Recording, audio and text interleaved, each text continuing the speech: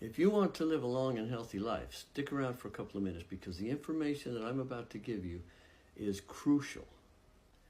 I'm going to give you some information that can help you drastically lower your risk of cancer, heart disease, osteoporosis, neurodegenerative diseases like Alzheimer's, and much more. Oh, I forgot to mention kidney stones. If you've suffered from kidney stones, this can be beneficial also for lowering your risk of getting them again. I'm going to tell you how to get this substance into your body and how much to take and why. It's vitamin K. Now let me get one thing out of the way from the very start. The term vitamin K does not refer to a specific vitamin, it refers to a category of vitamins. Vitamin K1 has a role in the blood clotting mechanism, and that's all it does. That's important, and that's the one you need to avoid if you are taking blood thinners. And you can get vitamin K1 from dark green leafy vegetables, which you should be eating plenty of anyway.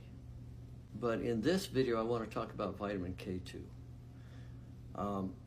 Apparently, at least 80% of the population, 80% of people in our society are deficient in vitamin K2.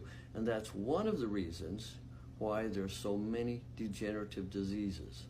You often hear the recommendation to take vitamin D, and hopefully whoever recommends that will specify that it needs to be vitamin D3.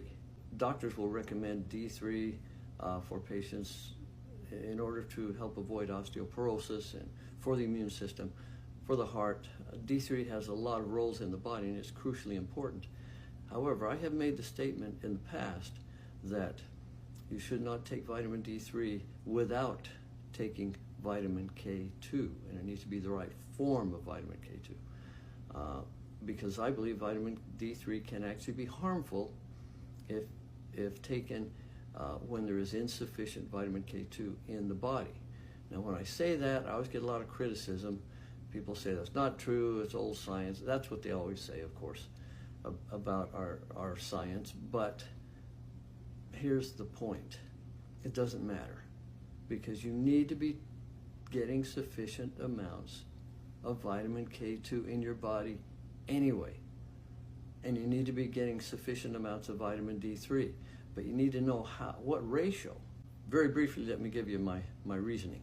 One of the things that vitamin D3 does is to mobilize calcium in the body. Now, I've done videos in the past on calcium and how dangerous it can be, how harmful it can be.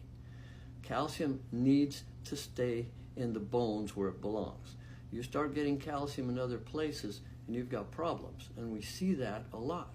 The arteries calcify, different soft tissues calcify, glands and organs get too much calcium in them, muscles, joint spaces, etc. You don't want that.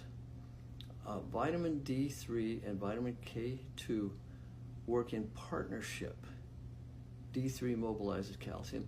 Vitamin K2 makes sure it goes into the bones. So what vitamin K2 is doing for you in partnership with vitamin D3 is what everybody thinks calcium does, and it doesn't. When everybody thinks that taking calcium supplements is going to help with bone health, and it won't.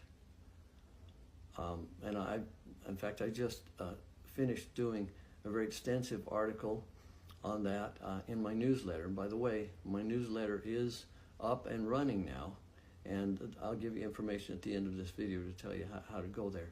But you can read that article, and it will explain a lot more about why calcium supplements can be dangerous. But that's not the subject of this video.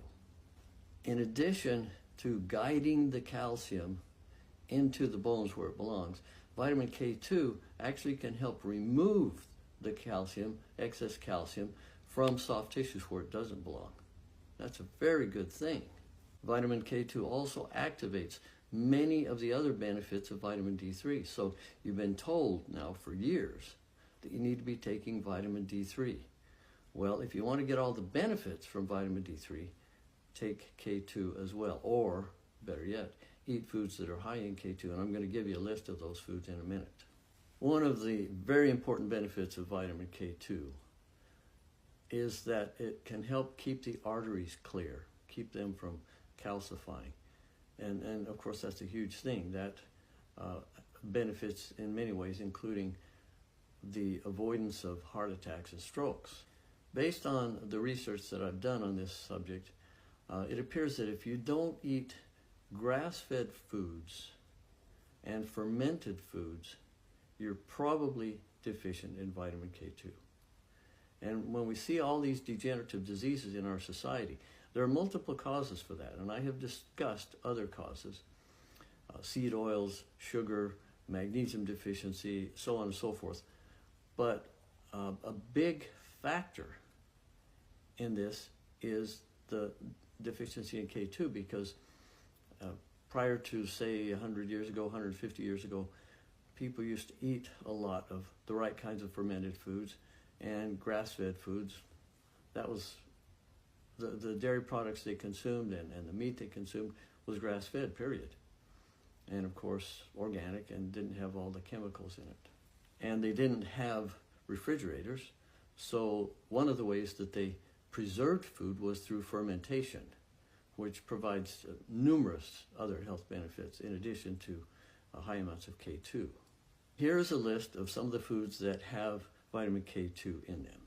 Certain types of cheeses like Gouda and Brie, but don't think that eating those would be enough. You'd have to eat a lot of those to get enough vitamin K2. Goose pate, which I've never tried, but I intend to. I don't know how it tastes or even how hard it is to come by, but it has a lot of vitamin K2. Natto, which is a fermented soy product, and that's the only way I recommend consuming soy is fermented soy products. Otherwise, I don't believe in putting soy in the body. But natto apparently has the highest concentration of vitamin K2. Butter, but it needs to be grass-fed butter, has a lot of it. Egg yolks, and I've talked about how healthy eggs are, and don't worry about the cholesterol. That's a myth, that eating egg yolks is going to cause cholesterol elevations. Fermented vegetables again. And as with all other nutrients, it's best to get this vitamin from our foods. But if you supplement K2, you need to know how to supplement enough of it. A good recommendation is, if you are taking vitamin D3, which you should be taking 100 micrograms of K2 for every 1,000 IUs of vitamin D3 that you take.